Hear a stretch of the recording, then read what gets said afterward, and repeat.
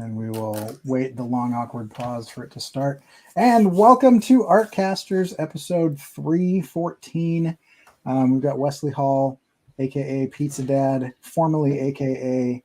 Now I'm forgetting. Something, No Name PC. Nameless PCs. Nameless PC.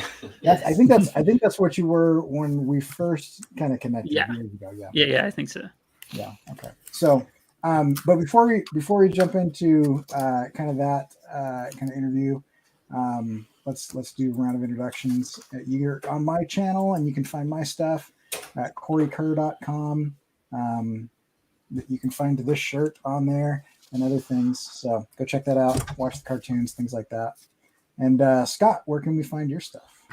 You can find my stuff at Serkworks.com or also on my YouTube channel, Serkworks, where you'll find Making Comics 101, which is a very comprehensive, probably the most comprehensive course on how to make comics for free that you're going to find anywhere. And it's on my YouTube channel.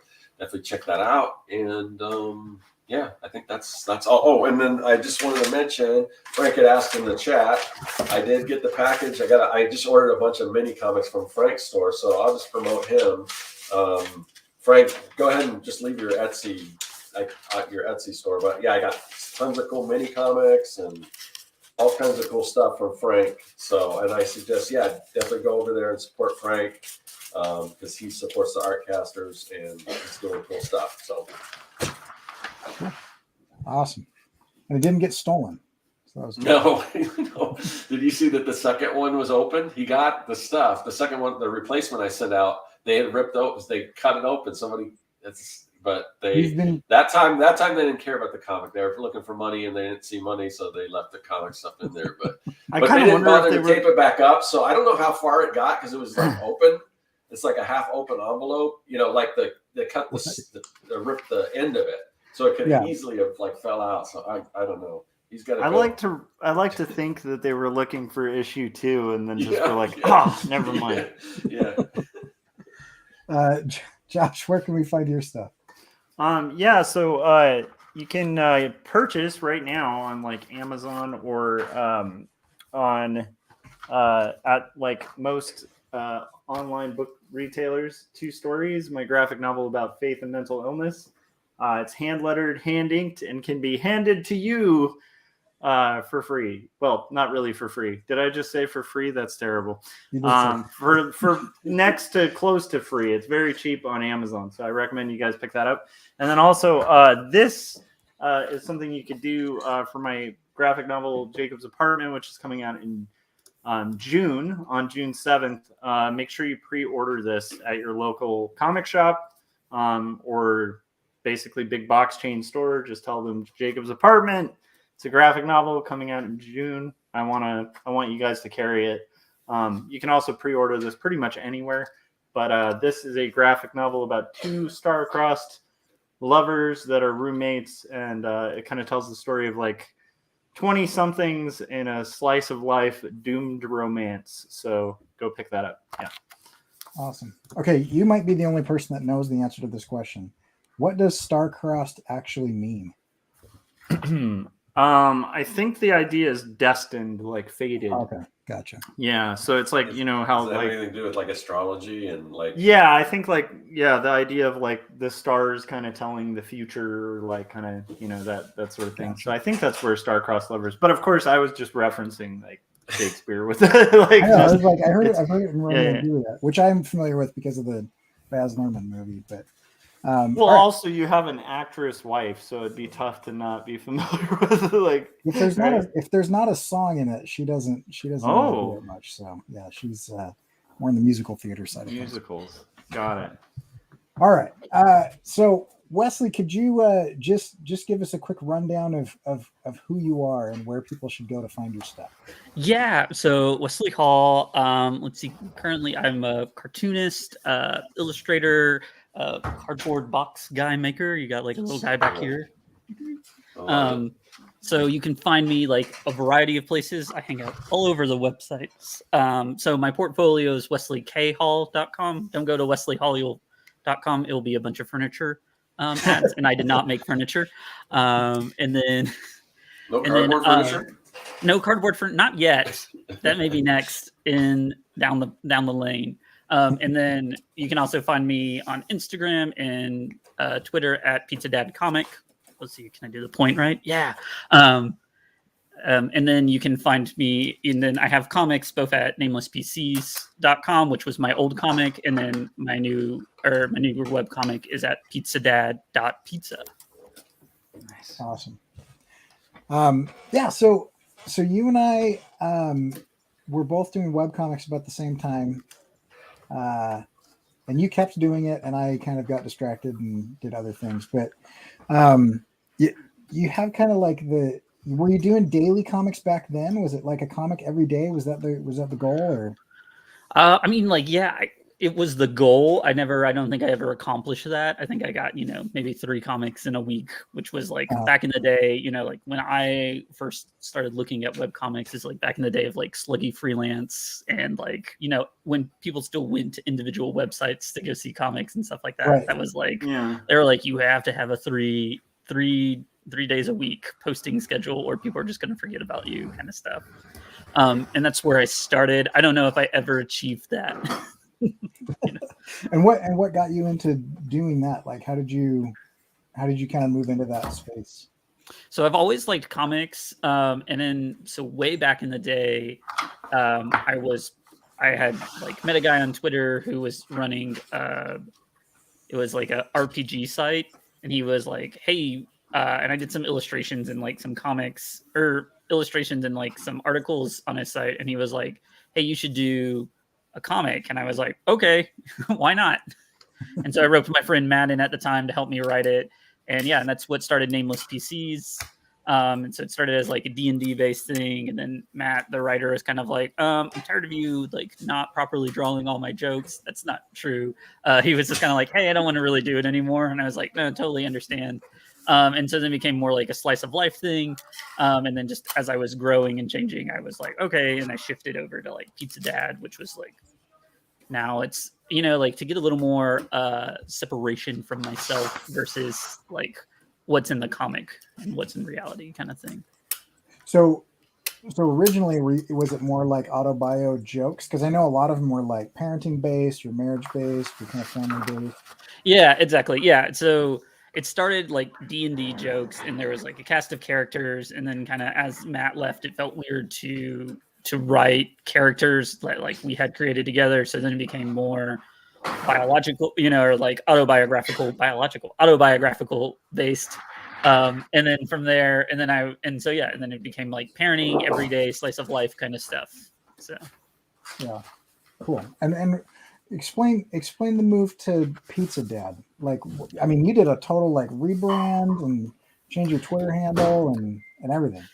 Yeah, so like what I found the problem is that I would tell people that my comic was called Nameless PCs, and they would have a problem because it would be like nameless and then the letters PCS, which didn't like super convey well. And they were like, "What is it about?" And I was like, "Well, that's like a term for D&D characters, but it's really about And then it got kind of just like over. It was just a little bit much. And then I think I thought of the term Pizza Dad, and I liked just it easy rolled off the tongue. It was like kind of gave you a picture of what you're getting into real quick. And then it also let me, like as my daughter is aging, it's like, I feel weird about putting her in the comic, like true slice of life all the time. I want her to have her own identity or I want to make a joke about maybe not something she actually did, but something kids do, and not have her like look at that years later and be like, is that what you thought of me at the time? Like, And so it was like, so now it's a little bit, so you can pull that away and you can have that level of like, sure, it's based on me and her, but there's like a lot more openness into that kind of conversation of like just general parenting. And then also you get to do fantastical things because they're walking, talking pizzas, Right. Yeah. Josh does a lot of autobio stuff. And so there's a challenge with that. I find that interesting just being on social media because I've always told funny stories of things that my kids do. But yeah, now that my daughter's like 12, it like a couple of years ago started to be like, I mean, at some point in time, like her social circle is going to start, being online and, I mean, how much of this, like, look, my kid is funny type thing is going to be, helpful to her or hurtful for her. So yeah, I get that. That's kind of interesting. Yeah, I think that's the real like dad talk of like that's not a problem. I don't know if many generations before us have faced, of like being like socially active and then understanding that their kid has to enter into the space and then be like, okay, how do I leave this as good as I can for them? Yeah, that's really. Yeah, I don't know. I mean, there's probably been authors and journalists and people in the past that have dealt with that, but not on the same level as probably everybody who's coming into their 30s and 40s now. Yeah, you're seeing a lot, you're seeing a generation who is like grown up, like I remember like we didn't have a computer in my house until like a certain age, and not everybody had cell phones until a certain age. And now you have kids, like who are just growing up on that social stuff, and it's a lot. It's different. They're experiencing something different, and there's like a different space now that you have to like consider. So then, prior to kind of setting up like Pizza Dad, you were doing like straight auto bio. Yeah, so I had me and my kid in it, and like friends and stuff, and so there was times I would like I want to document something that maybe she didn't necessarily do, but it's like and then it felt weird to be like, okay, well, you didn't do this, but other kids did this, but I don't want to introduce a whole new kid to this kind of situation. So it's easier, to use that like later. So out of curiosity, when you were doing auto bio, did you ever like write something that made the person you were writing about really mad or weirded out? Yeah, a few times. I have an ex-wife. She was my wife during the time, and I think there was like a time she was referencing, and we're still good friends, and like it wasn't because of anything that like happened with like comic or whatever. It's just like people grow apart. But there's times she was like, well, I mean, even look at the comics, and she mentioned that one time. I think probably at like a height of like she's mad about other things, but thinking like that's how I think of her, and that's I think part of that Pizza Dad pulling away is just like, well, I don't want my kid to think that's how I think of them, when it's really just like, no, I'm setting you up as the straight man in the joke, and I'm like in a very kind of sitcom-y situation, and it's like that's not what I think of you in this situation, Yeah, it's a hard thing to draw a line with for people around you too, and then like having the freedom to kind of I'm looking forward to that because I'm working on probably the last auto bio thing for a while. Like I'm kind of looking forward to working with characters that aren't me and like people I know. But it's funny how that can be kind of that can come up as an issue for sure. Yeah, it's an interesting because it's just like that's not how that event went, or it's like it's not necessarily. Or I think one time I even drew a comic about where I worked. We were on the first floor, and we had big windows, and every day this guy would put his bike up, and he would like chain his bike, and inevitably we would see like a little bit of a plumber's crack there, and so I made a joke about how like the beautiful views of the moon, and that guy, and then like. That guy found the comic and was just like, "Oh, is that me?" You're like, I like that he knew he had been exposing people this whole time. yeah. I mean, but then I felt kind of internalized shame and guilt about it. Just like, oh, sorry.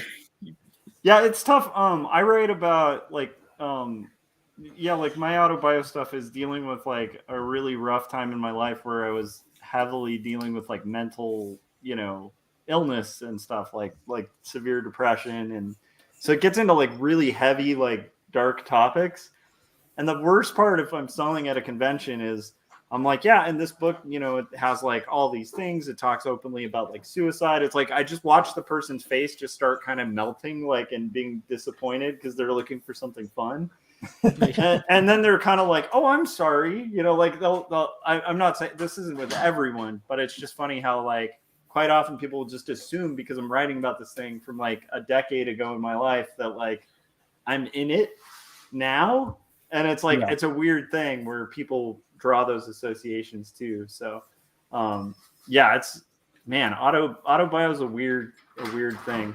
it's also it can be therapeutic and cool to write, but it's just like, yeah, I empathize with the desire to get a little distance with it, because I got some fiction stuff coming up and I'm excited about it, Yeah.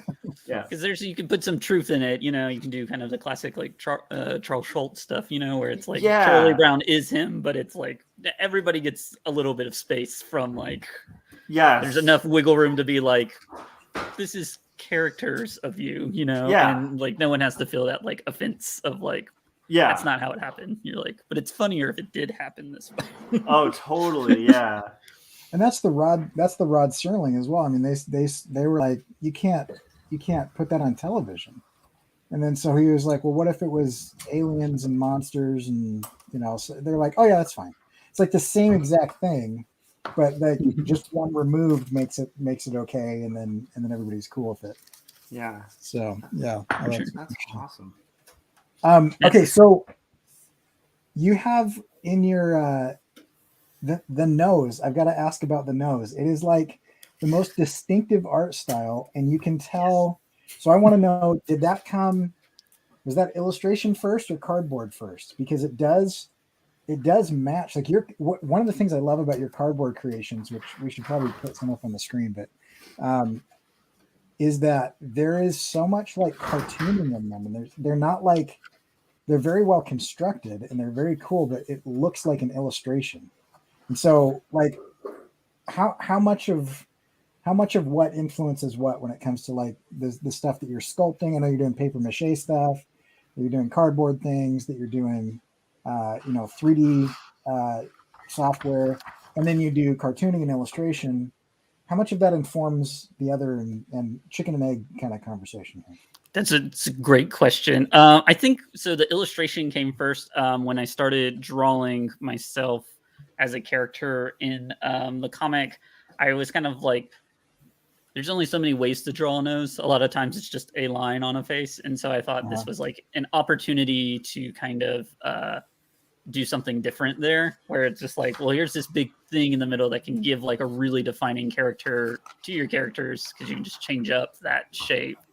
And then it just happened to like roll really well into when I started doing kind of more of the cardboard stuff that like, the cardboard stuff, the 3D stuff, it's all, and cartooning stuff, they all kind of overlap in that they're all like a simplification using shapes to, represent something, right? Like it's all really art and cartooning a lot is like, how do you make a visual vocabulary so you can communicate that? And so, so I think in cardboard, it's just kind of like, well, you can really only cut straight lines, you can cut rounded stuff, but it's harder. So it's kind of like, so it's nice there. And I think luckily I did a lot of the illustrations, and that informed that to be like, oh yeah, this makes sense, and how we communicate this and stuff like that. Yeah. I love that. I love that you can see, would you call it a cardboard sculpture? I don't know. That's a great, I think a cardboard sculpture is a fine terminology for it. So you can see one of your cardboard sculptures, and I automatically know it's you. Like there's enough of your like illustrative style like imbued in the way it's painted and the simplicity of the shapes, but the layering of everything, even though it's not like drawn, I'm like, oh, that's his stuff. Like it's I love that your artistic kind of voice is so strong in that. Yeah. And we've got a couple people in the comments that are kind of saying the same thing. Underfold Comics is saying it's really cool because it all looks like your style, and your cardboard creations look like your art. So I love it. So every time I see you make a cardboard thing, I get the urge like, oh, I got to make a cardboard thing. Like, you got to do it. I'm going to. I will eventually. I was gonna honestly, all last year I was planning on having like a whole year full of just stuff that I wanted to do, and then every client on the planet decided to just take over my year. So, but that's how it always goes. That's like the best problem to have, right? Right. It's like, I want to do all this stuff, and then people are like, "But would you like money?" You're like, I need money. I don't know if I want it. But yeah. But anyway, how did you get into that? Like, how did you come up on just like one day, like, I'm just going to make these really intricate giant things out of cardboard? Well, so it started at I live in Nashville, and was the Nashville, went to see the Nashville movie. They have like a film fest there. And I went to see a documentary called Beauty is Embarrassing. I don't know if you've seen this documentary. If you haven't, you should check it out. It's about artist Wayne White. He comes kind of from the Nashville area. He went to school outside of Nashville. He was one of the puppeteers on Pee-wee's Playhouse, Shining Time Station, and was like, he was like real in, like I was watching it. I was like, oh, you were like locked into my childhood. Like I grew up like following you, because he even worked on a show called Mrs. Kaboppel's Caboose, which was like a public access show for the Nashville area. And being in Nashville, I was like, I remember all of this and all, you know, like all these characters. And it really was like a precursor to Pee-wee's Playhouse. But like a lot of the things he's doing now is he makes like giant cardboard sculptures of like country music stars and stuff like that. And so seeing that was like, oh, this seems really like accessible. And you know, like it's really easy. It's really, you know, like comics, you don't need a lot of tools. You need, you need cardboard, you need like hot glue, and, you know, and if you paint, you know, and then you don't even need nice paint, you know, you can get like the cheap. I think I started with like tempera paint that I had like left over from like an intro to art class in college. And so it was just like, and that's all you needed to like create something. And I really like that aesthetic. And I really like that aesthetic of like taking something that's like not common and kind of making it into things too. So if you haven't watched Beauty is Embarrassing, you should watch that, because Wayne White does a ton of stuff with like puppets. He does these like great word drawings, and he's just is like all over the place, and he's just kooky and fun to watch. But it was just kind of like that, and then I ended up with a bunch of boxes, and so I was like, great, I'm gonna use these, and I'm gonna make stuff. Now I'm curious. Does he do like paintings of like lettering on like thrift store like backgrounds? Yeah. Okay, yeah. I have seen that documentary. It's amazing. Yeah. He makes those like giant cardboard sculpture heads and stuff. Oh, so cool. Yeah. Yeah. And I was looking at, I hadn't connected it, and then I was like, wait, Wayne White. Yeah. Yeah, no, he's great. And he's let's see, he grew up outside of Nashville. He's also, Chattanooga is near us, so he had like a Wayne-O-Rama, which was like a whole sculpture where it was just like a room full of his stuff. And it was like awesome. all Chattanooga-based stuff. So there's like Chattanooga celebrities, which I didn't realize Samuel L. Jackson, I think, is from Chattanooga. And so there's like these like, you'd walk in and there's like 8 foot tall, just giant cardboard like statues. And then like this huge like intricate of the Ruby Falls over there, you know, and like a little like train going around it, and you're just you know in the room like just all alone with this stuff, and it was so interesting. And so I really like that, like not quite like art official. I've never liked official art channels, which I think is why people get into webcomics to begin with. Yeah. You know, and like, and why you know, especially now. So it's always interesting to see like those things thrive, you know? Yeah, that's awesome. His stuff is inspiring too. The thrift store painting thing is still like, I think, genius. Yeah, no, he's super smart. He's super good at them. I really appreciate about him too is that he just talks about like, what does he call it? The fence painting of art, you know? Yeah. Which is the part we always like skip over. It's like the part in the TikToks that they flash forward through, you know? But it's like the quiet building of like, just sometimes it's, you know, taking scrap wood and putting it together to figure out what this puppet shape is, or, you know, that's, you know, what I do is, you know, I'm out on I've taken over the dining room table with these boxes, and I'm just like, I love which of these fit, you know, kind of thing. That's so rad. That's interesting. So tell me like, how do you decide what to spend your time on? Because now you're doing kind of the daily drawing thing, and I did something similar. I got into a couple of long form projects in a row, and I was like, I've got to kind of clear the palette, and so I just decided for like a month I'm going to design like a really intricate sticker every day, and I loved it. And now I'm seeing you kind of do kind of the same thing. So why are you moving into this like daily drawing and kind of away from, I mean, some of them would be, you know, like a one panel comic. But some of them are just cool looking illustrations. So you're kind of moving away from comics right now, or you're just kind of getting back into the groove, or what are you doing with that? That's a great question. I don't know. I'm kind of in a real exploratory phase. 2021 was just like a real rough year for me, just like with like personal issues and stuff like that. And so it was like I ended up being that like art took a real back burner to like kind of everything, personal losses and stuff like that, and planning all those things, and so 2022, I was like, okay, I want to put this in the forefront. And I thought, like getting into a daily habit where it's just like, and there's no commitment to it. It doesn't have to be anything, because I think there's a lot of times you do that where you're just like, I think everyone's read the webcomic where it's just like, I don't know what to write about a comic today.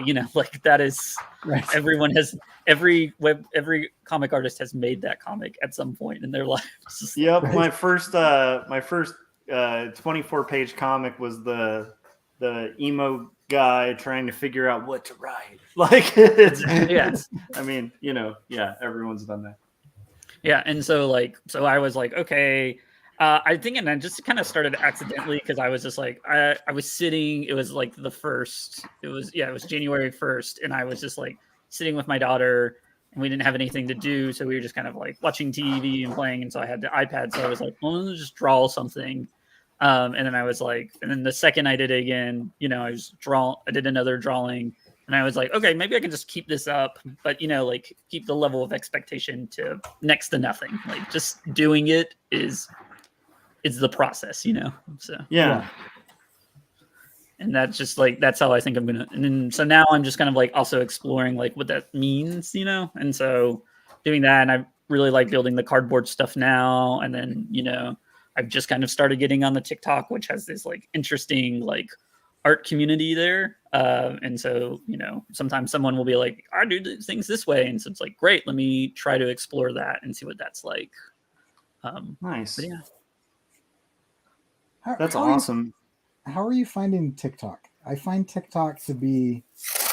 Jim Lujan says, I just jumped on right now. Can you recap the entire show from the beginning? Word for word? Yeah. So yeah, basically what we're doing is Wesley is awesome, and you should go buy and read all of his stuff. That's what we're doing so far.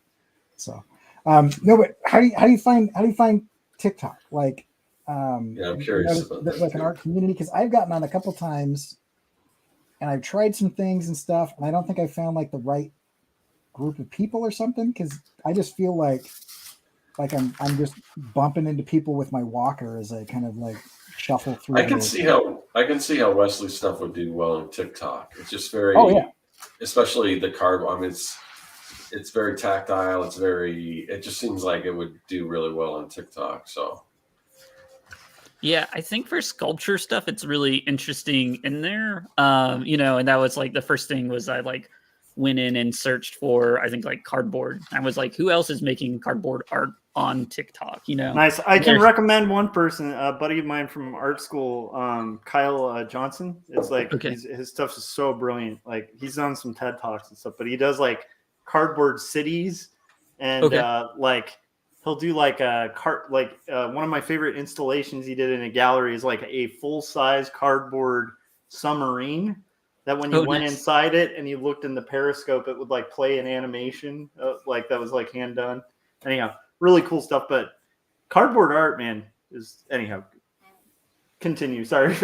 No. That's I'm always open for recommendations. So I found like a few people doing cool stuff on there. So I started that. I think like you kind of have to feed TikTok what you're interested in before you kind of get into it, but it is a lot of stumbling, and there is a lot of kind of like wondering, which is interesting because it like feels a little bit like a more level field, but also like a field that you're not sure how it's leveled. Someone is leveling it somewhere. It may not be in your favor. You're kind of just like, it is shots in the dark, and and then you do talk about like you'll talk to or you'll see other creators who are just like, I put up a thing that was just a dumb joke or was like just a dumb thing, and somehow that was the one that caught the fish, and so right. And it's interesting, but video is like a difficult form in of itself. Brian the Underfold, who was down here a little bit ago. He's done really good at he's making his comics and voiced them over and put them onto TikTok and Instagram Reels and stuff, and like that's what like is feeding well now, which is like it's one of those things that's just like that was never a thing when I was making, like when I was growing in webcomics a lot. It was just like, no, you just make webcomics, you make a lot of them, and now it's like now you make them and you have to animate them and voice act them. Yeah. And it's just like this barrier of entry is getting higher, but it's also like those are always interesting to see those takes. I do like sometimes you stumble into like the really weird side of TikTok, which is fun, like which is just like it's just like you've wandered into a very weird art project and you're like, I don't know what is happening here, but that's fun, Yeah. Like there was a lady who, I don't know if you guys saw this, there was a lady who was singing each independent letter of Huey Lewis's or not Huey Lewis's, sorry, of It's a Wonderful World. And so she would sing like all the A's at one time and then all the B's at one time. And so the song would play and then but as it went on, so then she would just load those videos up matching each other. But as it played, her makeup got crazier and like this whole like very weird thing. There was like lore being expanded upon it. And like, it was just like in this very weird, like 30-second clip, this like thing was being traversed. And I think, like to the fact that there was like a hand that was coming off from stage that she seemed afraid of at one point, and it's just like, what is going on? But people were enraptured. And it's just like, that's the kind of stuff that like can happen. And I don't know any other like social media platform right now that like contributes in that way, Yeah, like it sounds like it has a much bigger sense of kind of play to it. Kind of like early YouTube almost. Yeah. I think early YouTube, even early Twitter, I think of like early MySpace, like when you could design your own stuff. Like half the kids from my generation will interview people sometimes to do HTML coding, and like that was their thing. It was like, how did you get started? And it was like, well, I made a MySpace page and that's how I learned HTML and CSS, Right. It's like not uncommon. But yeah, I think every platform early on has this kind of Wild West feel to it. And, and like, a very bizarre community starts to build, and they can be very strange. And because TikTok only places one thing on the screen at once, it can better read you versus like Instagram is trying to, as you watch like 4 things slide by, it's trying to pick what you like, the same with like Twitter. So it's super interesting there. But yeah, there is a lot of stumbling in around there. Just like So talk to me about are you still in webcomics? I mean, and along with that, where do you think webcomics is going now? Because you mentioned like the animation side of things and the performance side of things, and like it's almost like it's not enough to just do a comic. You've got to do all this other stuff. What do you think? I got in. I was doing the mix back when I just released the mix. I just got into Project Wonderful. I started to get hits, and there was this community, and I was part of these different websites and stuff. And then like Project Wonderful stopped, and then everything started to like, in my eyes, kind of fall apart because I was just barely getting in at that point. But do you think there's kind of a resurgence of it? Is it moving to like more printed crowdfunding stuff? Or is it splintering into a bunch of different things? Where do you think it is now? I think it is splintering into a bunch of different things. It kind of depends on like, so I think now we're finally seeing also like web comics is a type of delivery versus a medium, or versus like a genre, and like a lot of the webtoon stuff is more like long form romance stuff exists on like webtoons and Canva, not Canva, what is it? Tapas. Sorry. Right. I have my comics on there. I was just like, what is it?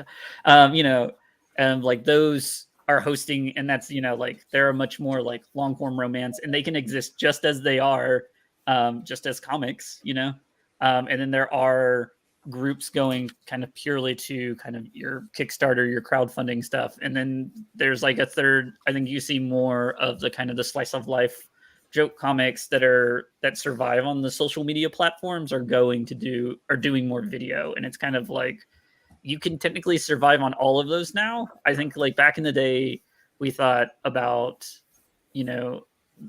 being viral and having a huge hit, of having a lot of hits would bring you attention. But now it's like, we're also getting to the point where you can get like, what do they call micro influencers, where you have like a small audience, but you have that small dedicated audience that can kind of sustain you. And if you can find those people with your niche, then you can reach sustainability easier.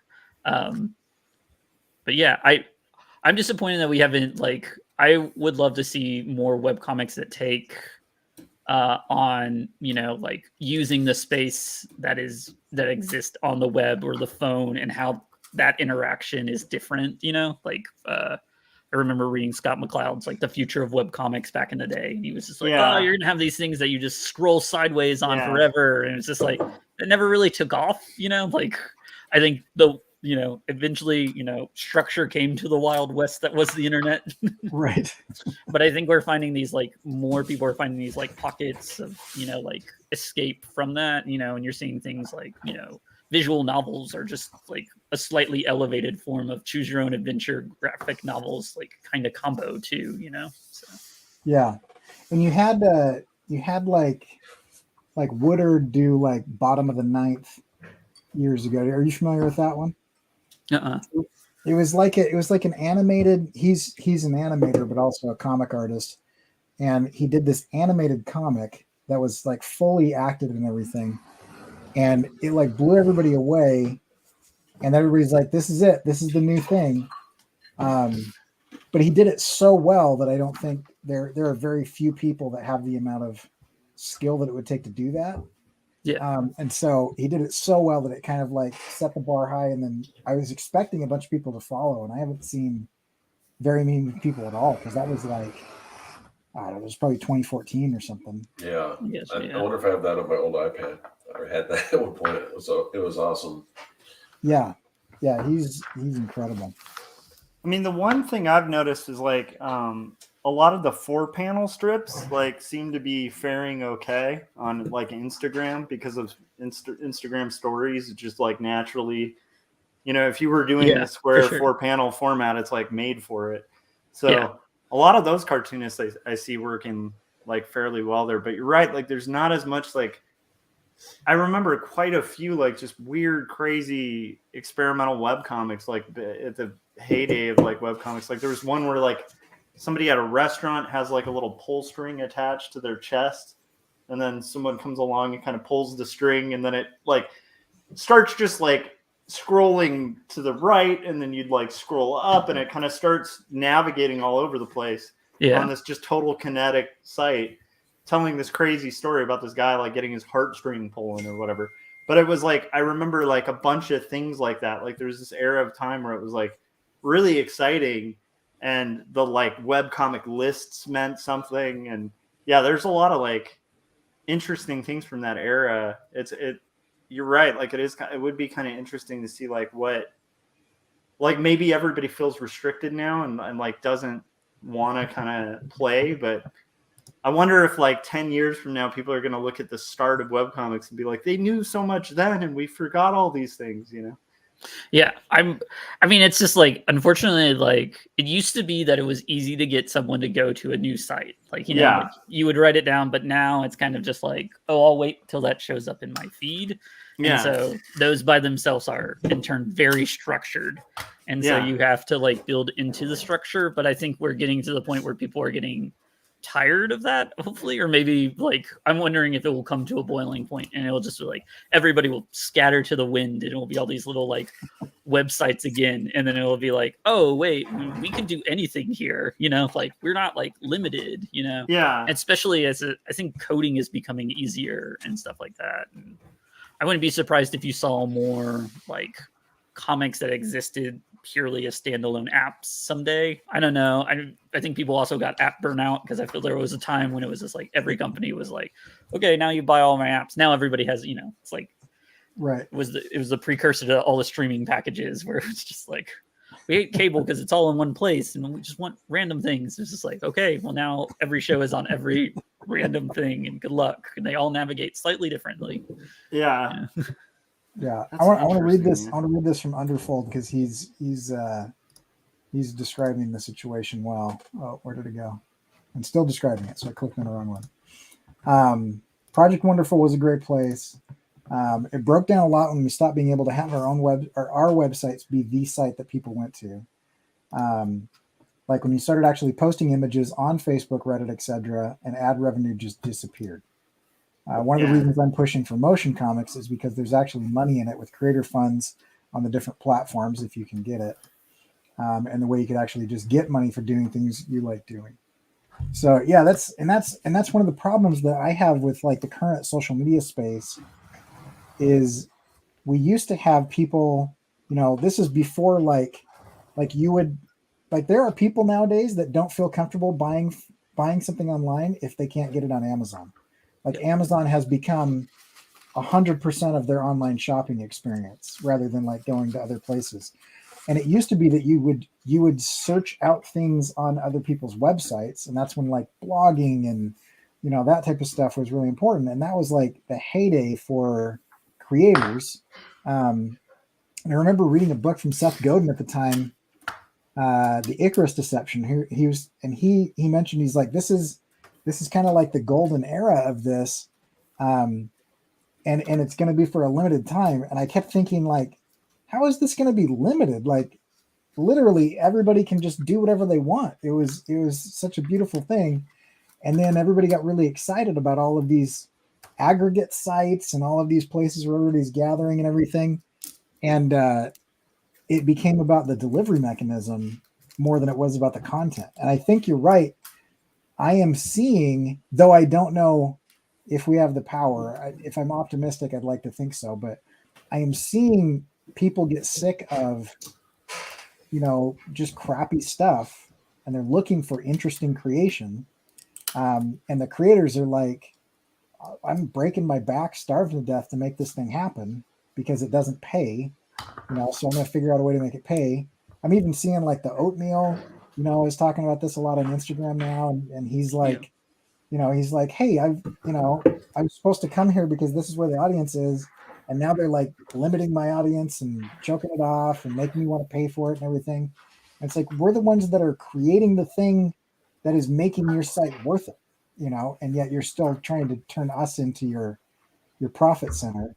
It just drives me crazy, but I hope that there's kind of like some kind of renaissance, of and rebirth of like the creator economy where people, aren't just interested in consuming whatever is shoved in their face by the AI, but they're interested in like seeking out the creators that they enjoy and getting more on that like personal relationship. Because you might still do this. I don't do webcomics anymore, but I used to know my readers. I would like, they would comment on my site, and I would recognize them, and like you were aware that there was this relationship between you and the people that were doing it. And now I feel like I occasionally see those people, but for the most part, I feel like it's me versus the algorithmically driven timeline. It's not as much of a personalized experience as it used to be. Yeah, and I think like that's the other thing is this platforms are using algorithms to get you to stay on the site longer, but it means that you don't control. You have to like do a lot of extra work to go read a particular comic if it doesn't feed it to you, and that becomes almost too much work, and it's super distracting on those sites. You get on there and you're like, you start scrolling and you're just like, wait, hold on, I came to look for one particular thing, which is what they want, so it becomes harder. So I don't know if we'll reach a tipping point where it's just like, okay, we're done here, or if we'll all just one day have the same complaints on the metaverse, so yeah. now I gotta do my comics in 3D. yeah Oh, I don't know. I'm going to try not to rant about the metaverse, but I am currently making an animated short about it. just I don't know that and augmented reality and everything. There's something bizarre about the companies that are trying to get us to just surrender 2/5 of our senses to them. You know, like our perception of reality is we perceive things through our senses, and we're just like happily marching towards like just turning over. Here's sight and sound. You can just have it and just show me whatever you want, you know. And you know, I'm sure eventually we're going to have, you know, Elon Musk or somebody else is going to make that neural chip where it can take over taste and smell and touch, and then I don't know why our bodies exist at that point. But anyway, sorry, I said I wasn't going to rant, and then there I was. No, I think the problem is that like you're running into a space where, you know, like first we made this space and it was wide open, and creators really just like, you know, the people who wanted to push around, and it used to be super easy. I mean, that's how I got into web development myself, was like I had a Comcast account and they were just like, here is, you know, whatever. At that point it was like probably, you know, 25 megabytes of free space, you know. Yeah, right. Put anything you want to there, and there was no rules. Like there was no like standard code. There was no standard, you know, like you'd go to a website if you wanted to find out about Batman, you know, like what comic did Batman fight the Joker in, you know, like you would go to a site and it was just a weird Angel Fire site that someone who really liked Batman set up by himself. And the whole backgrounds were animated GIFs that were impossible to read the text on top of, you know, like, and quite often with like GIFs of glitter in the corners and stuff. Exactly. Yeah. And, you know, there was the little construction guy at the top because every website was always being constantly worked on. Pardon my jest. And it wasn't the most conducive to finding the information, but as we built those structures to do that, we also lost that like personality of like just going in to like finding the eccentric in your town who knew that, you know? Yeah. I feel like that's the same with like, because I was in the t-shirt game for a long time, and like I was kind of one of the Threadless alumni, like when Threadless was like a thing, you know? Oh yeah. And the forums were awesome. Like I made friends through the forums. We had a whole culture there. We used to like make jokes about stuff that were like inside jokes specific to this community. And like, it was a really active thing. And it's like everybody kind of centralized to like Facebook and like Twitter. And then it's weird because that community of just that real, like everybody being, you know, united by this common interest is just completely gone. It's fascinating, you know, because it's like it's more efficient now, but it's like, yeah, you definitely miss that like human kind of element to like the internet, you know. For sure. And I think you're seeing some of that pop back up in like stuff like Discord. I think is probably where like a lot of that exists now, is like that's to me the forums of the day, where it is like, oh yeah, this is very particular, you know, information about this one thing, and you do know the 7 or 8 people who are there, and it's like going into the Cheers bar almost in a digital like space. You know, they're going to be in there, and that guy's always going to be complaining about his job. And, totally true. Were you going to say something, Scott, about Discord? No, I just agreed that I think that's definitely seems like the, you know, the news groups of today or whatever. Yeah. And I think that's what the smart creators are doing, are starting on these social platforms and taking them to Discord, and, you know, where they can get that like interaction. Because I think now also we're like asking more from creators, which is a lot more of like a personal kind of, people want to be like connected to people. People have always liked, you know, like the quote unquote cult of personality.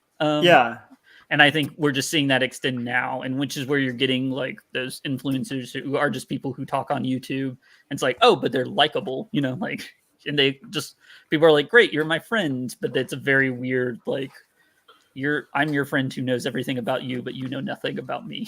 Yeah, very parasocial. Yeah. Yeah, it's a very strange, and I think I don't think we quite know how to figure that out yet. And I think we're figuring that out as we go along, because it is weird. It's weird. We tried to streamline, I think, by putting it in these public things, but then we also lost that culture in each of those ones, you know, like, because there was like, I used to check out a Warren Ellis forum back in the day. And I didn't read like a ton of his comics, but I knew there was these certain people, and I knew like I could go here for new comic recommendations. Here they would talk about wrestling. Here they would recommend like crappy movies, and then I would write them all down, and I would go to the reseller store here is called The Great Escape. So it has used CDs, it has used movies, and it has comics. And and I would just go and I would be like, all right, I've got like $10. Oh, here's Dead Alive. I heard that was good. Because there wasn't a streaming service just to check it out. There wasn't a torrent place to download it. It was like, I can get this VHS copy and spend $1.50 on it and hope it's good. Or yeah, I was gonna say I remember going to Tower Records and just buying so many things sight unseen, just based on the album cover. It was just like, oh, let's see what I get. And now it's like, now you can, like, I mean, you can get it all for free, basically. Yeah. Okay. It's all there. Yeah, it's all there, but just having that access to it makes it almost like you can ignore it easier too. Yeah, that's the thing. Like, there's a value to like the CD that you found or whatever from like the liner notes where like your favorite band was thanking some band and you're like, I wonder what that band is. And then you had to go to your record shop and like ask like, who's this band that they're thanking in this liner note, and like ask around and kind of hunt it out and then finally find it, or maybe like get a catalog from the record label and like sent to you like an order catalog, right? Where you just like order it and send like money away in the mail and just have an album arrive. Like Discord was like that, where it's like, you get like your Fugazi album, like, maybe a month later after you sent the money, like in the mail, and then like, a personal handwritten note. Those are like, when you find it, it's like you can find all that music now, but it's like it's not going to sync as well. I don't know if it's going to connect as much, because it's like you really had to like seek things out and kind of like in the era of webcomics, where it's like you kind of had to like get in and like find where the lists were that were more substantial, that would get you to like the sites that you'd like, and follow the rabbit hole a little bit to like get where you wanted to go. And so it led to this like real like sense of like treasuring the things you found when you found them. It's interesting. Yeah. I wonder if that'll repeat. I think we're seeing it a little bit now, because we got so much of this source of instant gratification, right? Like series would go up all at once, and now that they're like, oh wait, that doesn't drive interest as much if you limit them to one a day. Even Wordle, people are like, there's one Wordle a day, that's it, And so there's like scarcity is back in some form or fashion, and it is like a little more of a hunt, and it's a little more of a special thing versus, because I think we swung way too far the other way, where it was just like everything is available all the time. And you're just like, okay, well, it's like the too much on the menu problem, where you're like, I don't know, I just wanted a cheeseburger, but now I don't know what to decide, What do you think? Like for you, like if you get back into doing webcomics, like have you started kind of formulating a rough idea of like what you're going to do? Are you going to get back to Pizza Dad? Are you thinking of different approaches, like different kind of? Yeah, I think the next thing is if I go back to Pizza Dad, which I probably will, is probably setting up more long story arcs.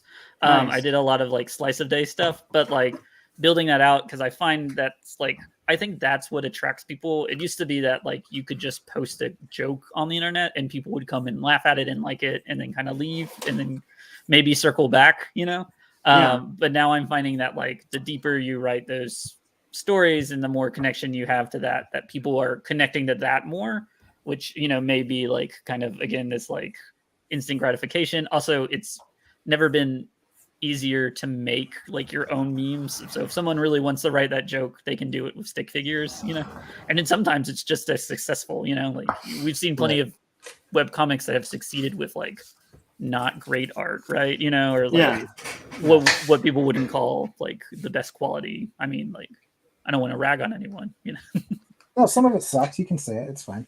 No, I mean, like, what was it? Purposely, like XKCD was real big. Right. And now they were like purposefully stick figures. I think even the oatmeal has kind of like a unique kind of not quite polished style. And that was like attractive because it was like is very weird and off-putting, you know, a little bit. Yeah. Yeah. Yeah, and the thing that carried those two is the writing for sure. You know. Mhm, yeah. Yeah. And I think that's probably my weakest point. I think I came in more as an illustrator, you know. So it's like, and so yeah, and I think that's the thing. Like comics taught me too is that like, you know, like draw for the time that people will be on the page, you know. Yeah. And there's sometimes you can just be like, there is a background here, like it's not important, you know. Yeah. Which is part of reason was starting Pizza Dad was like, if you want to produce on that, it's like great. The pizzas are essentially a triangle with, you know, it's like great. Here's my triangle shape. Here's my character. There's a smaller triangle. You know, it's the child. Great. Here's the joke. You know, I don't have to draw like facial features. I don't have to worry about also, you know, like when you drawing, autobiographical stuff. It's like, oh, kids age, so I should age my kid in this comic. It's like, no, the pizza slice can stay the pizza slice size as long as I wanted to, because there's no rules. You know? Like I get to make the rules. And I think also like that's the other great thing about abstracting in that way is like people like to know. I think we're seeing a lot in a very weird way, like, and you can see it in the uptick of like weird horror games. People are really attracted to like lore that's not talked about but shown. People like solving those mysteries. You know, you talk like this is a way off of comics, but I think like the Five Nights at Freddy's are taking, you know, like people love to like find all the hidden clues and like that stuff. There's a bunch of other games now that it get like people are just making like small 8-bit games that have all these weird hidden lore stuff in it, you know, like that's just the point of the game. Is it's a pretty straightforward game, but there's a bunch of hidden stuff in there and you try to crack the code. And I think that existing comics, you know, like that people just like that, you know, like people like solving and like theorizing. I think it brings a community together because they can talk theories, you know. And then there's this one guy who gets to create it and gets to sit off to the side and be like, I'm not going to tell you. You'll have to wait for next game. Are you thinking about dipping into games or?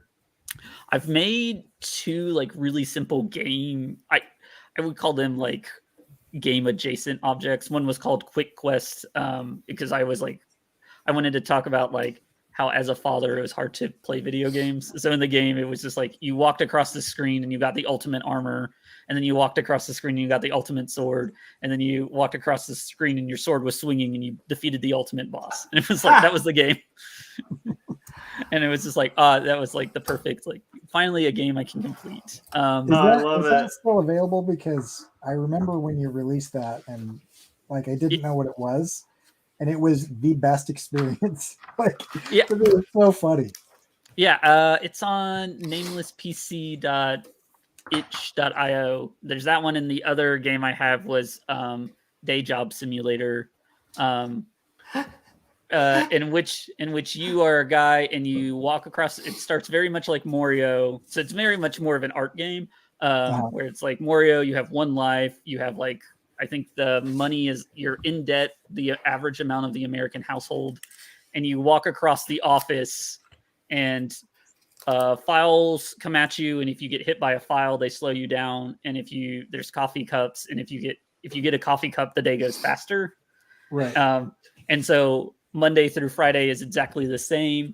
And then there's like a 6-second animation that randomly plays. That's your weekend. And that's really what you're trying to get to is like, you know, like sometimes the little guy's out with friends. Sometimes he's just watching TV. Sometimes I think one of them, he's moving, you know, so like a life story is happening in the game, but That's you so have to incredible.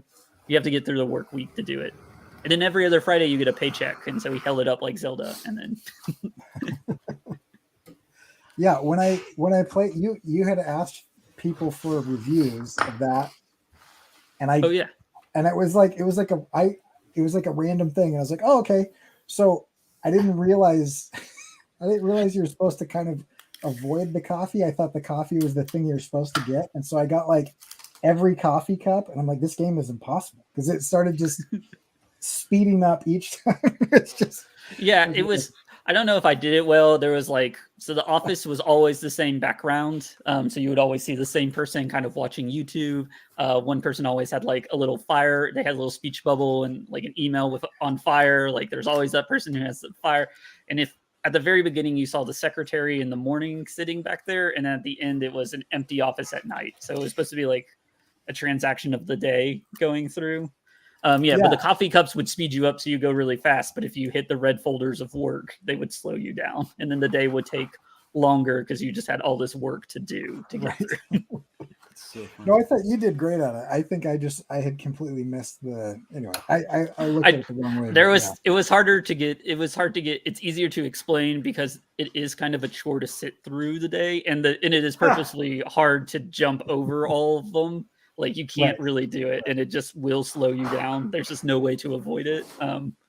I kind of like that though, because it seems like the bit in itself is like the game is not super exciting. Like it's like I mean, I think exactly, and that was kind of the reference I was trying to make with it, was that like what you're really playing for is these really small cutscenes that happen on the weekends. And they're very small to the amount of gameplay you actually have to do to get to it. It's a life simulator. That's awesome. That's hilarious. But again, much better to explain than when you have to sit there and you're like, okay, I've played it for about a minute and it's the same day. You're like, when am I going to get off work? This is supposed to be a game. And then exactly, you get to a little cutscene, you're like, oh, something's happening, and then it goes by really quick, and you're like, oh no, I'm back to Monday. So good. I think that was my fault for making a game that's purposefully painful to play. But it sounds like to me that's cool, because that shows me you're willing to like commit and really appreciate the bit, because it's like it wouldn't really work if it was too entertaining, That's so there's good. like just enough to keep you moving through and entertained, but it's also like it can get repetitive real quick, which is a critique on society. So good. Yeah, there's so much of your stuff is so, I don't want to use the word subtle, because it is subtle, but it's not like sneaky and understated. It's just like it's just below the surface. And there's the stuff that's really obvious and kind of like the joke part of it, but then there's the underlying kind of critique of society, or critique of like the American workforce, or expectations or things like that. And I've always really enjoyed that about your stuff. Oh, thanks. Yeah, subversive maybe is like subversive. Yeah, I think there is a way to like. It's one of those like you kind of laugh at the kind of the weirdness of like, again, because we're in this society where we could be doing anything, and somehow we've decided 5-day work weeks. Where with really complex taxes and like, oh my gosh, bad healthcare, like we've made everything this very weird hurdle for us. It was just like we don't have to do any of this, guys. We could make this easier. My wife and I, it took us 2 days to complete our taxes, and I'm like, can I just pay them? Like, I just want to pay them. Like, I don't like, I literally have no problem paying them. I just don't know what to pay, and this is insane. Like, it shouldn't take 2 days. Yeah, it's so annoying. Anyhow, life. I take 2 days just so I can hand it over to a CPA and they can do the rest. Same here. Same here. Like, it took me 2 days to get everything together with my wife. So it's 2 of us, 2 days to send to our tax guy, who then sends us back what we pay. Like, and it's like, oh my gosh. Anyhow, but I do love subversive stuff like that. Like, I actually made a threadless shirt a long time ago that was called Everyday Life Would Be Cooler with Sound Effects. And it was a commute, like a daily commute, but it was with like a pow, zock, and like somebody's brushing their teeth, and it's like flap. Like, it's just all these crazy sound effects, but like to the most like looped, just boring everyday kind of sequence. I love that kind of commentary. It's fun to do. I think that's cool, and it's important to do stuff like that, I think. Yeah, it's kind of like the only way you can really like talk about it, because it is just like, why do we all sit in traffic? Yeah, it's like, and no one really has an answer, and it's just like, well, we could stop. It's just like, but who would you even talk to about that? Like, right? Yeah. Guys. I think that's what's really appealing to like the conspiracy theory crowd is that there is like a controlling authority. You have to dig deep enough to find, because in reality, it's just a bunch of us trying to figure out whatever the problem is directly in front of us. There's no one working on the bigger picture. Yeah. There's no one pulling the strings from behind the curtain, trying to do this stuff. There's a guy who built a road. There's the guys that followed the plans that he built the road, but there's nobody that's sitting there like, all right, I'm going to try to get Josh from point A to point B, and try to get Wesley from point C to point B, and like there's nobody that's doing all of this stuff. It's just a bunch of random humans bumping into each other throughout our day.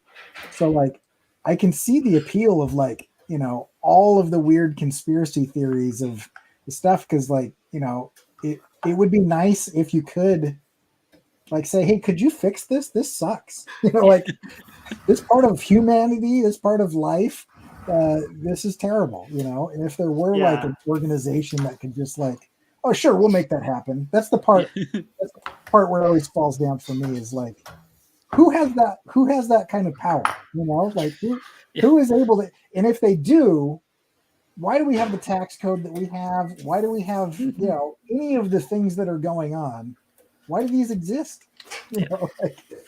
I like to think that's what stories can do, right? It's like that's where like story comes in, because like it can help people not get into crazy conspiracy theories, because it gives them an escape and like a story and something with intention and stuff, but like not, one that becomes possibly dangerous. Yeah, I never believed any of the conspiracies about like the Illuminati, because it was just like, have you ever gotten like 5 people together and tried to decide like even the most mundane of systems? Like, oh yeah, or not even a system. Like, get 5 people together and try to decide where you're going to eat lunch, or get 5 people together and try to decide, or this is my life right now. Several family members are trying to get together and just trying to choose a date. That's it. Just choose a date of the calendar when this can happen. And it is the most complicated. People's feelings are getting hurt. People are like trying to pull rank on each other. And it's like, there's no way that there's a deep state that is organized, that people are keeping secrets, or what. It's just, I can't even get people to say like, on the 18th, let's do it on the 18th. That's it. And that's 5 people. It's not like, for 7 billion people on the planet, there's a couple thousand that are, no way. There's no way. Yeah.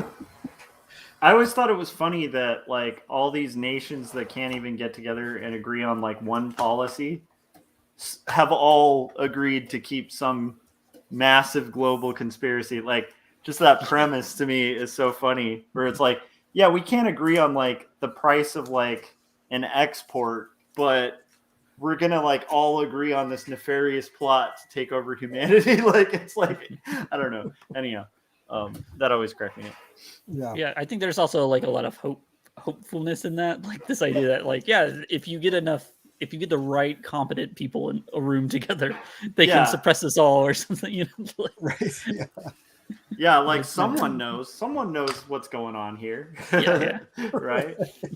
And we just need the right people, and then everything will be better. Yeah, I love that. I was looking at like a database for work, and it was just like there was a field whose name was really bad. It was just like JB_, and I was like, what is this field? And I went to look at the documentation. This is very boring. I'm sorry. On it, and it was just like C. Derek, and it was just like, what does this even mean? Like, I was like, all you had to do was write what was in this space, and I feel like it was just like a classic, like, this is how systems work. Like, oh yeah, that guy knows. Like, but that guy's not in the company anymore. It's just like, well, I guess we'll just keep it anyways. It's like, it might be important. That's always cracked me up, the idea of like, you know, all you have to do to like disprove crazy conspiracy theories is write somebody a paragraph with 2 questions and see how many people actually answer both. Like, yeah. Much less one of them, and don't just read the first line. That's why I remember all of my emails. I worked at a place, and this is when I realized that, because I was on this crusade, right? When I first graduated from college, I got a job. I was like, I am going to find the perfect project management system, because I felt like the solution to everybody's problems at any job was just making sure you have the perfect project management system. So I was always trying all these different things. And then I got a new job, and I sent an email to a person, and she printed off my email and physically wrote with a ballpoint pen her answer to my email, and then gave it to her assistant, who walked the paper over to my desk. We're in the same building. And I thought that was the most bizarre experience. And then it happened every time I sent anything to anyone in purchasing. So 6 different people did that over as a standard procedure. That What year was this? I wish it was like 1992, but it was 2009. Wow. Like it was last week. Yesterday. So I was like, that's when I decided, oh, you know what? The problem isn't the system. The problem is that the system has to use people. Yeah. Because these people are able to receive an electronic communication, and then they just refuse to do the simplest thing and do the more complicated thing, because they've worked there for 35 years, and that's the way that we used to send memos, and you cannot force me to use an email. Yeah. I will receive it, but I refuse to send it. And I was like, all right, so anything at this point, anything I attempt to do is just pointless. I'm just because people are going to ruin everything. Well, I think that's a good note, is just like, any project management system you're going to run, it's always going to be ruined by people, right? Yeah. Any system design is always ruined by someone who just doesn't play by it, It's like Right. Yeah. And somebody pulled me aside throughout this whole thing and said, it doesn't matter what you pick. And I was like, what are you talking about? Oh, it doesn't matter what you pick. The only system that will work is the one that people use. Mm-hmm. And I'm like, I know, that's what I'm trying to find. They're like, nope. Frank's got it exactly. The problem exists between the computer and the chair. That's because I found some great systems, and then I ended up. The thing that worked at that company was a whiteboard on wheels, and I would move it into the room where I needed people to know something. And I'd be like, "This is the thing that I need you guys to know," and that sounds like the dumbest, but it was such a good solution. I was like, "All right, bullpen of graphic designers, these are the things we're doing today. I've tried to make this easy, but I'm going to write it down by hand in big letters and put it in front of you, so you have to walk by it all day." That's I mean, like, it was not that long ago where I was kind of managing a team, and like we had glass windows and we had dry erase markers, and so it was like, great, here's the projects. When someone came to the team and was like, we need this, and I was like, which of these projects do we get rid of? Oh, that is the funny. I mean, I'm an art director currently, and I will say that's like 9 times out of 10, that's my conversation of like, yes, I understand it's a rush. What can we move? Well, everything's a rush. Okay, but what can we move? Because these rushes got here first. You're in a traffic jam. You're going to have to sit at the end, unless you can come up with a new system. Yeah, I learned the same lesson. Like, it doesn't matter how good a system is. If people don't start using it, it's not worth anything, Yeah. And so sometimes you have to do a bad system because that's what people are willing to adapt into, That actually applies to webcomics too. Because it's like we can build really excellent sites, but we also have to find ways to get our comics to people in ways that they're absorbing them, even if that's like, delivery systems that we may not like. It's like we still have to kind of find those routes, or just be like the crazy person who's just like, screw all the systems and make your new one. Yeah. And it's difficult because it is like you can really stand out from the crowd, and some people will take to it, and you might have a Wordle situation where people show up and are like, great, and somehow New York Times pays you tons of money. Well, a lot of times those people are just despots, out out on their website, just like talking to no one. And that's really where you have to like, I think that's where you examine like, what do you want from the webcomic? Yeah. What do you want from it? Really, what do you want from any piece of art that you're creating? It's like, because there's the creation process. Like I'm happy in the creation process. Like if I don't ever share any of my things and just absorbs my space around me, like that's okay. But like, that's also not a way to make money. Like at some point you want to eat. So usually you want to sell your art at some capacity, or you want to at least have someone else look at it and go, yeah, that's good.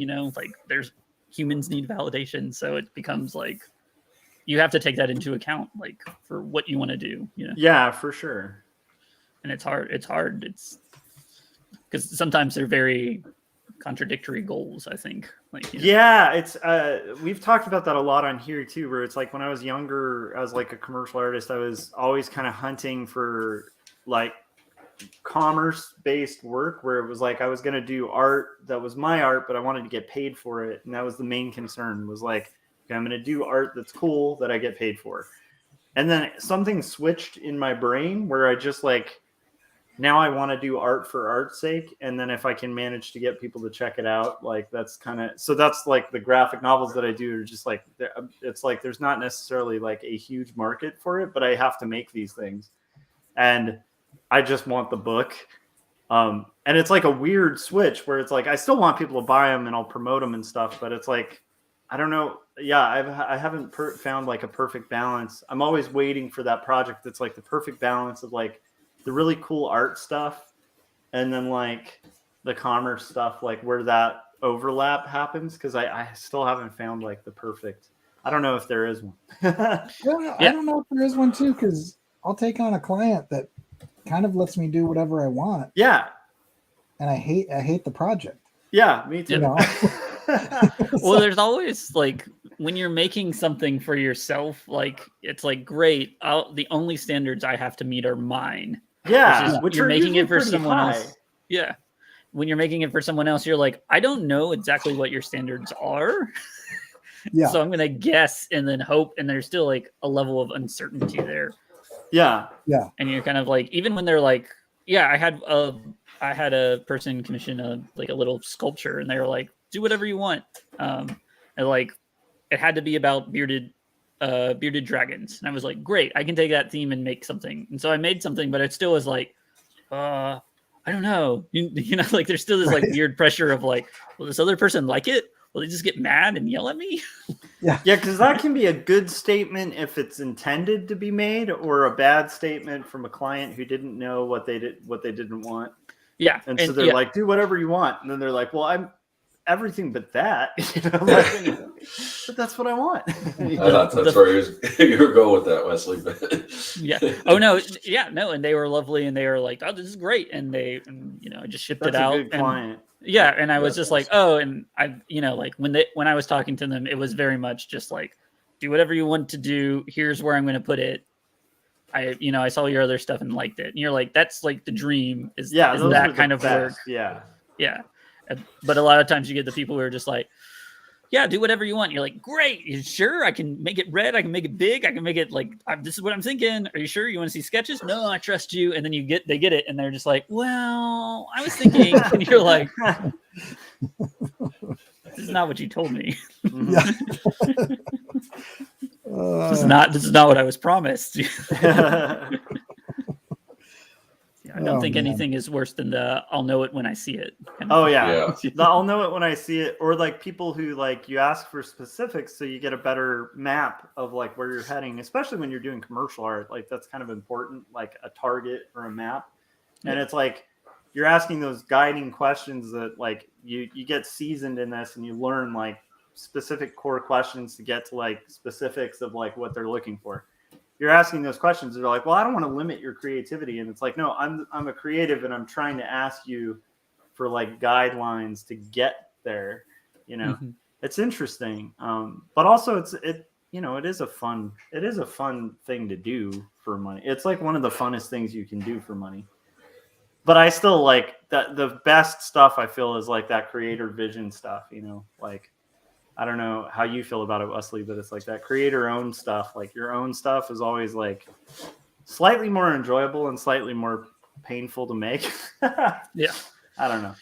Yeah, no, I think like the nice thing about it's one of those things where it's like the nice about having a client is that you have someone to be like, you do really have instant feedback of like, is this good? Like, Oh yeah, I yeah. only need your approval.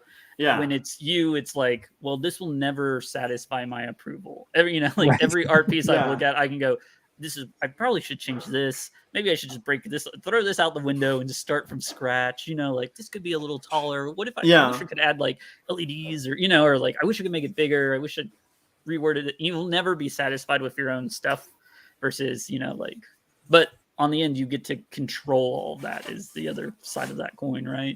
Yeah. It's the best side of that coin. Which is great about webcomics. You're like, great. If I really wanted that really long scrolling to the right webcomic, I can make it. Now, would anyone come and see it? No, probably not. I'd be like, here's this site. And my dad would go visit it and be like, I couldn't get it to work on my iPad. And I'd be like, okay. And that would be the extent of maybe everyone who views it. I adore it. Yeah, that's kind of the appeal of books is, it is the technology, It's like when you're doing, that was another thing when I was doing stuff for the web, I was like, I got to think about people on phones and think people on tablets and people on Macs and people on PCs and people at this screen size and people at this screen size and, and whatever. But like a book is like, just open it and it works. Like it just physically exists in this thing. Anyway, that's kind of interesting. There's something also to be said for like, I think there's an interesting thing in that we're like losing a lot of that physical media, and it's harder. And I think that's why I started going back to like the cardboard stuff or the paper mache or doing like sculptures and stuff is that like, I can make something and it exists and I can hold it and it occupies space because a lot of the out of sight, out of mind thing, like when you do a digital thing, animation you work on for like hours and days and then you're like, it exists over here. And there's not a constant reminder that you've made it. And it's real easy to forget. And you're like, I haven't done anything. And you're like, oh, wait. Spent all this time being up and about making this like thing that exists on the internet. I forget to go there and look at it sometimes. Yeah, I noticed you had a tweet thread where you said that, where you were like, I kind of feel like didn't do much this year. But here's all the stuff I did. And it went for a long time. Yeah, I think it was like 2020 stuff, and I was like, okay, like I'm just gonna list everything, and I realized I kept forgetting stuff where I was like, and here's where I messed with animation, here's where I messed with 3D, here's where I messed with this, like I was like, okay, I am doing things, they're just not because they're digital, they're really easy to forget about and just like leave in the wasteland of over there. Right. I think that's like inevitable with like when you're like, so I think creatives tend to have like a struggle between two where it's like one, they're like highly unproductive and in a rut, and quite often like, you'll meet those like kind of creatives who like are like, I want to make a comic someday, and like then 10 years later they're like, I want to make a comic someday, and you're like, do you really? Because it's been a decade. And then you have the other creators who are kind of just stuck in this loop of like we've all disciplined ourselves to like work on daily habits or whatever, like what you were talking about of like trying to get back into a habit of creating daily. It's like that's essential if you're going to get back into like a web comic, because it's like you have to kind of just get in a flow and a work state, and then also that creative space where you can like knock out stories or jokes or bits or like story arcs. And it's like that has that alternate problem of like once you're in that loop of like creation, it's like hard to remember that you're making stuff, like because you're kind of so busy working on the next thing. It's also really like what I'm finding is like it's really hard to do like book pitches for like a book that I like I'm on the next book and I have to talk about the book and like try to find ways to like remember how excited I am about it. Because it's like I'm excited about it, but I'm like mostly into the thing I'm working on right now. But I also can't drop the ball and forget to like promote the things that I already did. It's a weird thing of like, but I definitely have I relate to that like feeling of at the end of a year being like, I didn't really do much. And then you look at your list and you're like, oh, like there was a lot, you know, because it's just in the daily grind of like, of creativity. It's like, it's hard. That's the downside of like when you have a daily habit. It's not like you have the 4 projects you did that you're like, yeah, these are the 4 things I'm most proud of, you know. It's like, yeah, because there's a million, you know. I don't know. That's cool though. It's a better problem. I'll take the problem on the side of the creatives, you know. I don't know. It's also hard, like you were saying, like pitching a book that you've already finished when you're moving on to the next one. It's like when you hear someone else tell you a joke and you remember the punchline, you have to think about how funny it was the first time you've heard it, but now it's just like, I know what's coming. Oh, I know this one. Or you, like when you see a video after you watched it, you know, the first time was like, haha, that was really funny. And even then when you see it weeks later and someone's like, look at this funny thing, you're like, no, it's not that funny. Yeah. Oh wait, yes, I was there. I was with you at one point, but now it's lost its like sheen or luster because it's not new and exciting. Yeah. Yeah. Accurately described why I'm terrible at promoting myself. I'm already bored with that thing. It's done. I'm doing the next thing. I don't want to tell people about it. So I was realizing this the other day because this is a relatively new phenomenon of having to promote books and being in a scenario where that's probably going to be a scenario that repeats for at least 4 years, you know, with like different books. And so I'm starting to get the pitching process down a little better. And one thing I realized that just seems so profound, but like so like it's weird that to me it's profound, but like to most people who've done books, they're just like, yeah, that's what you do. But for me, it took me like a couple of years of doing this thing to like figure it out. I think I just have to walk people through the plot, like the story, as if I'm like writing it again. That's basically it. It's like you have to kind of go, okay, these characters, this is what's going on with them, and get excited about them and get the person excited and kind of like, I think that's the better approach than like the 10-second pitch. And then the 10-second pitch, I'm just always going to struggle with. And Scott Serkland has mastered. I don't know. I need to get it better. Yeah. What's your, is there any tips for the elevator pitch? Cause I'm in the same boat. I think even we were like, what do you do, Wesley? And I'm like, art and stuff. Let's see. I like art and stuff. Actually, that's good. You should be like, I do art and stuff. Thank you. And stuff. I did a video on it. I'm trying to remember some of my tips. One of them was a lot of people when they do their pitch, they'll mention like the name of the character.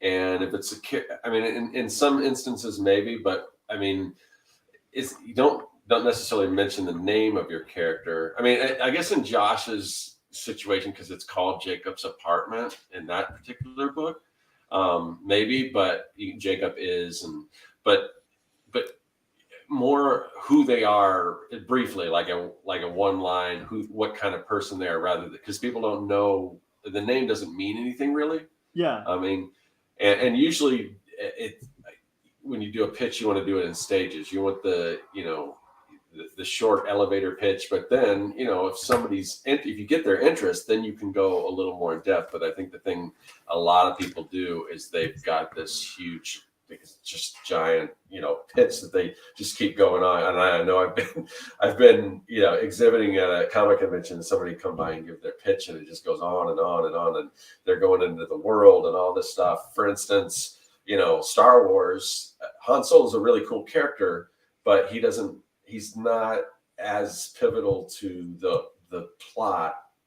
It's basically Luke Skywalker's story. So you don't go in, and then Luke goes and then meets this smuggler. Yeah. And he's got this crazy woolly guy with it. You don't have to go into all that stuff. It's just basically, and you could after you get their attention, but the main thing is just to get their attention. So it's just kind of the bare bones. And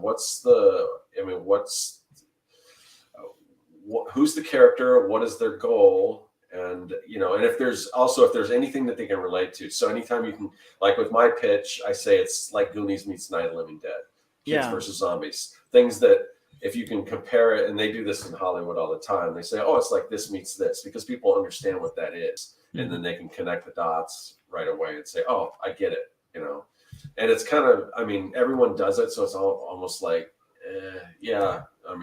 but they do it because it works, you know. Yeah. So Yeah. No, it makes sense. Like I was thinking about that too, and I need to put it in practice where I'm like, it's like I thought of it like for movies that, because it's like there aren't like a ton of comics that are in the realm that my graphic novel coming out is, but I thought of a few movies, and I was like, okay, I need to mention those like Scott does with his pitch, because it gives people at least a point of reference. It's kind of like if you're a band and you're like, hey, do you like post punk or whatever? Like, do you like these bands? You'd probably dig us. Like that's.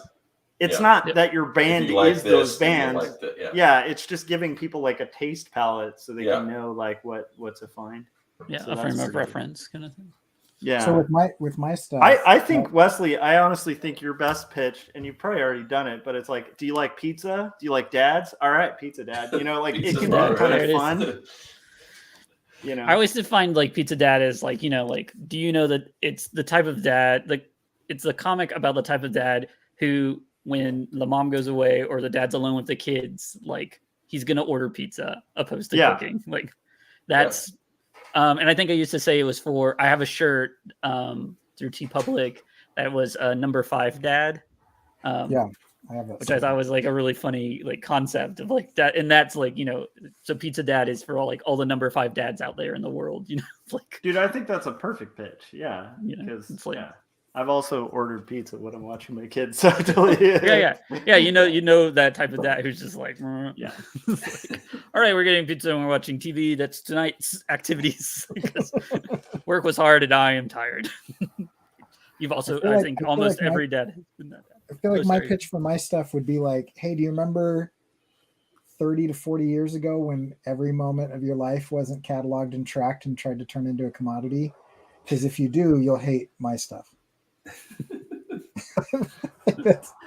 I love, like, honestly, Cory, I feel like your pitches and Werner Herzog documentaries should be like side by side in pitches, where you're just like the existential dilemma of the bear in the wilderness is much like Cory Kerr's comics. You're talking about my pitch where for my First Amendment shirt, it's for people who don't like being disappeared in black vans.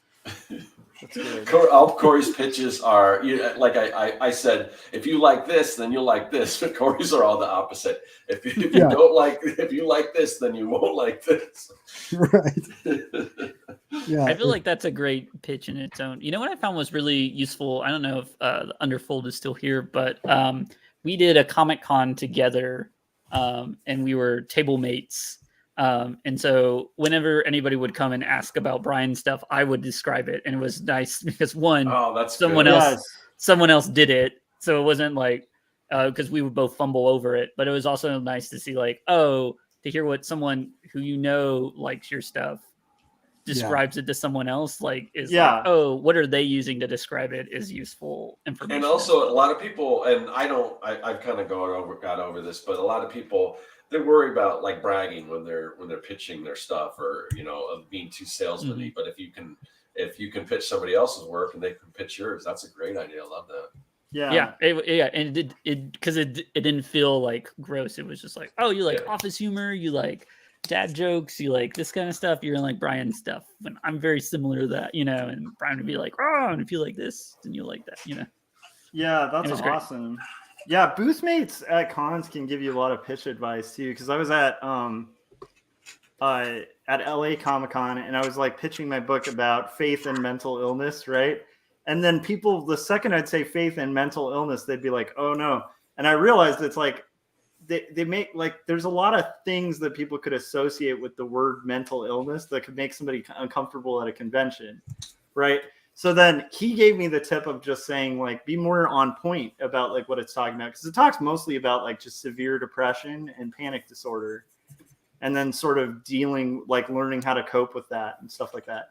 And so when I started getting more specific with it, suddenly a lot of people were interested because like most people deal with like depression or anxiety. So it's like, it's not like as like hard or inaccessible as like, if you say like, this is about faith and mental illness, people are like, am I talking to someone who's going to murder me? Like it's a different kind of response.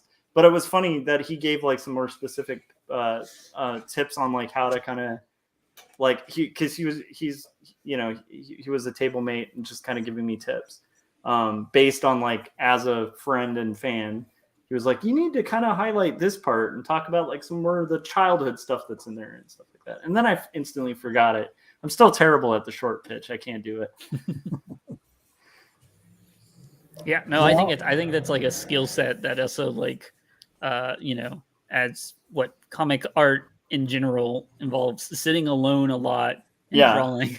And then it's like, okay, now take this thing that you focused a lot of time on it and then just like glaze over it, but also be charismatic. And it's just like, wait, I've forgotten how to talk to people. Take the most introverted activity and then just sprinkle it with like the most extroverted, awkward situation for an introvert. And there you go. You have like promoting comics. Oh, well, I think we could keep going for hours and hours, but we're at kind of the 90-minute mark. So, but Wesley, that was awesome. I'm so glad that you came on. Yeah, it was great being on. Thanks for having me. Yeah, anytime. We'd love to have you on again. That'd be fun. But before we wrap up, I will pitch your stuff since that's what we were talking about. Yeah, there you go. Do the table mate pitch. We should do that. Well, Wesley isn't as probably familiar with our stuff, but we should have everyone else pitch everyone's stuff. I think we should have Scott pitch everybody else's stuff. That's what we should do. See, I practice mine, so I mean, I know. I don't think. But no, honestly, I've followed Wesley for years, and he is a genuinely funny person, and also a genuine person, and so that alone should be enough reason for you to go read his stuff. But if you have ever been a child or a parent, or had a job, all of those things will be very relatable to the type of humor that he does. And I really do think this conversation has you'll be seeing some cardboard stuff from me in the near future because of that. I just got really excited about it again, just looking through. I mean, I had seen it before, but looking through it again, I was like, so there's another pitch. If you've already seen any of our stuff, go look through it again because it can be reinvigorating. I really am gonna do that. But anything you want to pitch or plug here at the end? Yeah, I think everyone should go out and try to make cardboard art. Just get yourself some scissors, some cardboard. If you've got a box, you've had something shipped to your house lately.